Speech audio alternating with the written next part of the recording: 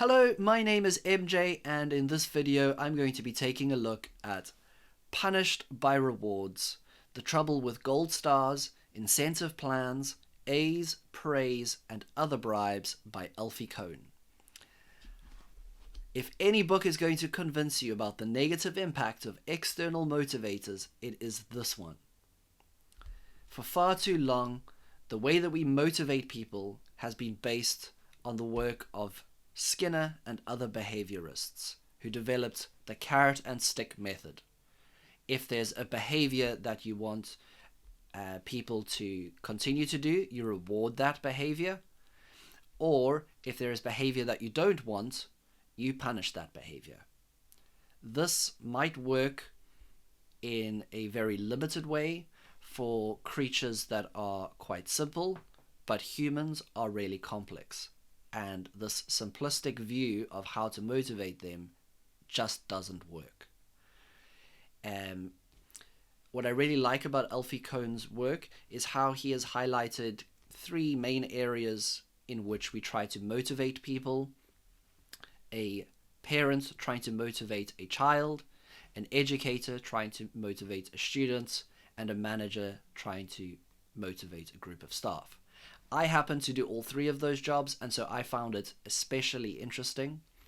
And what I really liked about his point about punishments and rewards is that they really are just different sides of the same coin.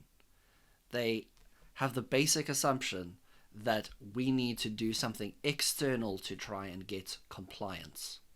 So a good example is a parent wanting their child to have a healthy lifestyle and to make healthy eating choices. How can the parent help the child to want to embrace more healthy eating? So the parent serves up a meal and there are some peas on the plate. The child doesn't want to eat the peas perhaps, and the parent says, "If you eat the peas, I'll give you dessert." Now, the child goes and eats the peas and they get the dessert. Does that mean they've embraced a healthy lifestyle? Are they going to say, wow, I love peas now and I love my new healthy lifestyle? Unlikely. Next time peas are served, what is the child going to do? They're going to say, yes, peas, I remember that healthy lifestyle I've embraced. They're going to say, I need dessert if I'm going to eat this. The peas are only worth it if I'm externally motivated.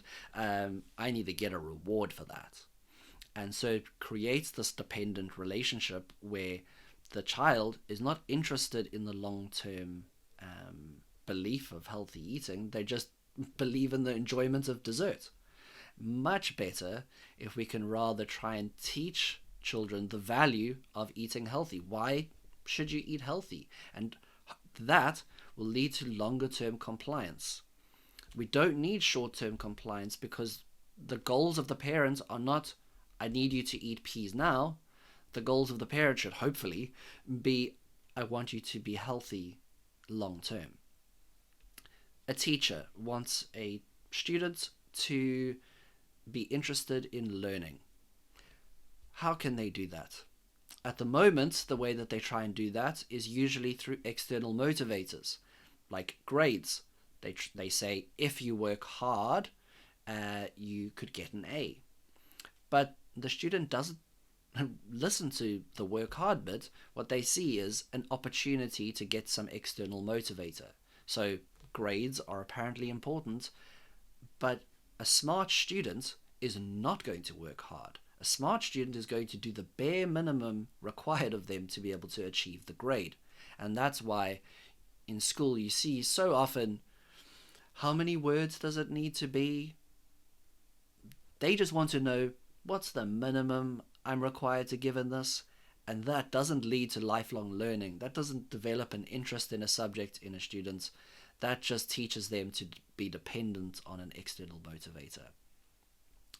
In management, if you want a group of employees who are interested in the business, are connected to the vision and purpose of the business, are willing to take initiative and do new things in the business, externally motivating them is likely to not lead to success. Paying for performance through a number of studies is shown to decrease the effectiveness of the workforce. Whether it's trying to incentivize salespeople to try and increase sales, actually, if you do that, you find more often than not that the salespeople are not willing to work with each other.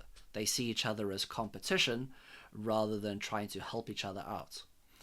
When you remove an external motivator like the incentive programs and things like this, you find employees who are much more willing to give of themselves for the business. There's a lot to cover in this book. It is a fairly large read, but it is definitely worth it. And if you are interested in one of those three areas that I spoke about, parenting, teaching, or managing, I think you will find it especially interesting. If you have read Punished by Rewards, please let me know what you think of it. And I'm keen to read those. All right, bye for now.